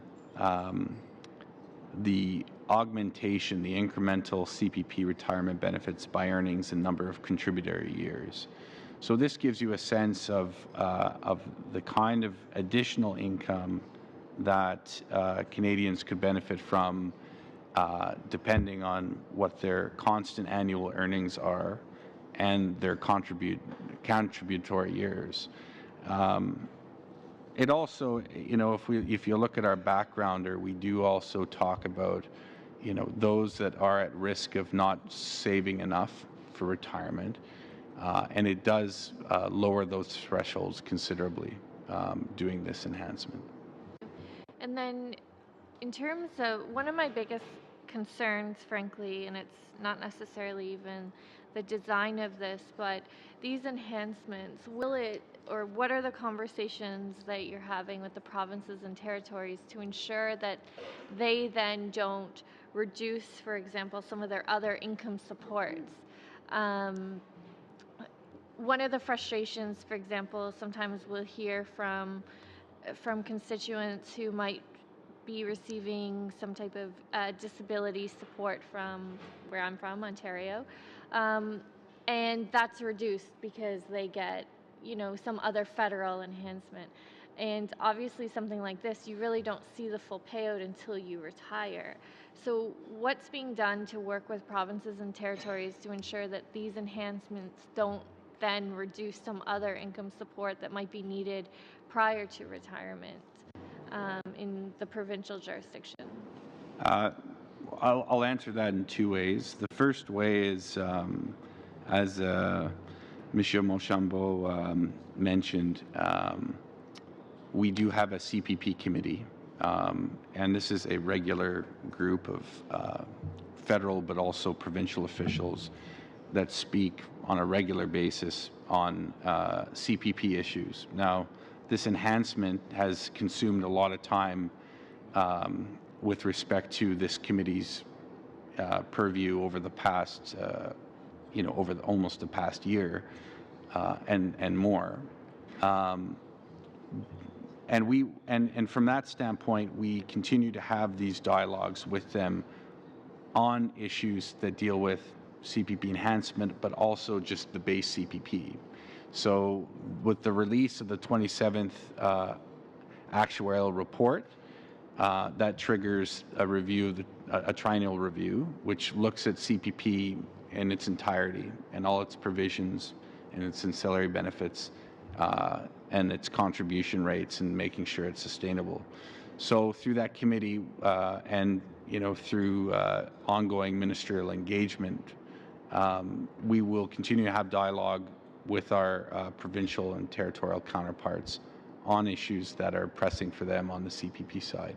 And outside of And just outside of that, we continue to have dialogue as well with on other areas of income support, because the provinces provide their own elements of income support as well as the federal side. Okay, with that, we'll move on to Mr. Duval for 3 minutes. Thank you, Mr. Chair. And I guess I want to pursue this dropout period. And is there any actual reason why the child rearing and the disability dropouts cannot apply to the expanded CPP? Or is this a political question? No, I think it has to do with the focus of the enhancement. So the view of the CPP enhancement is not, and perhaps it's the reason why I'm having difficulty with your line of questioning, is from a Canadian standpoint, you're still going to benefit from a host of a host of measures under CPP 1, under the CPP core. And I think, as Mariana had outlined, there are a host of benefits there. This enhancement, the focus of the enhancement has very much been on, I'll wait till you're done. The focus of the enhancement has very much been on income replacement. And I hate having to come back to this, but that is really the objective of this enhancement, is to increase the income security of retiring Canadians going forward. Now, Mariana had mentioned some statistics just on the child rearing side, keeping in mind that this enhancement takes place over many years. And so if there is a view down the path through these triennial reviews that there have to be changes made to take into account issues, then that's the time to look at these issues through those triennial reviews. And we will keep stock of these issues and the calibration that we have with respect to the enhancement and the base CPP as it goes forward. But for the purpose of the decision taken in June, the focus was on the income replacement side. Mr. Purvis, then the previous government had, when they made adjustments to the CPP, they made increases if you wanted to take pre-retirement or you want to retire early. The percentage went up. So I think it's now 35% if you take at the age of 60. It used to be 30%. It's 36. It's 36. So one of the things that I was wondering if we could, people are complaining that we're not doing nothing now for the people that are retiring as they're going forward. Nothing is going to help them. It's all going to help the people going forward, say in 10, 15 years from now. Was there any cost that was done to put that back down to 30%? And could it be done? There was no cost done to look at the actuarial factors when they were increased in 2009. They were increased to bring them to neutrality, so to ensure it's neutral to the plan.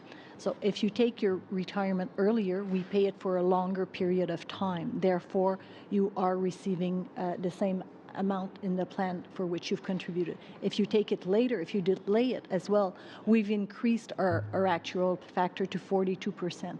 So you take it for a shorter period of time, but you will be receiving more. So it's a neutrality. There is a provision in the legislation that requires that these actuarial factor be looked at every third triennial review. Okay, but it hasn't been looked at. It wasn't brought up. Right? That's what I'm hearing. This wasn't part of the enhancement discussions, no. So that wasn't brought up, and the actual child rearing wasn't brought up. I have one last question. Bill C. Say the 27th actual report that we just released. Yes. Has reviewed the actual factors, and they're still, as they are, still cost neutral to the plan. But they were reviewed in the 27th actual report. Just recently. But not to the enhancement. To the enhancement, it's the same factors as under the base CPP. Okay. It's a different answer I got. I'm glad you clarified that. But Bill C-26 has provisions pertaining to the insufficient rates section of the current CPP Act. And this section deals with what happens if the actuaries show that the contributions flowing to the CPP are insufficient to fund the benefit. Can you describe what happens if the same pressure came onto the expanded portion of the CPP? Under the legislation, it's the same provisions. But through regs, effectively, that will follow, there will be additional context provided on solvency standards and so forth. Okay, thank you. I don't have any other speakers on the speakers list. We have two gentlemen who joined our committee. Did either of you have any questions that you wanted to ask? I don't, but Mr. Bertina, did you have a question? Well, at my age, I'm not going to benefit much. But I sure hope your you're supposed to be calculations are asking right. questions on behalf of your constituents, sir, not All on them. behalf of you. No, I'm fine. Thank you. Okay, good. Anyone else? If not, I'd like to thank officials for being here today, and we'll adjourn the meeting. Thank you.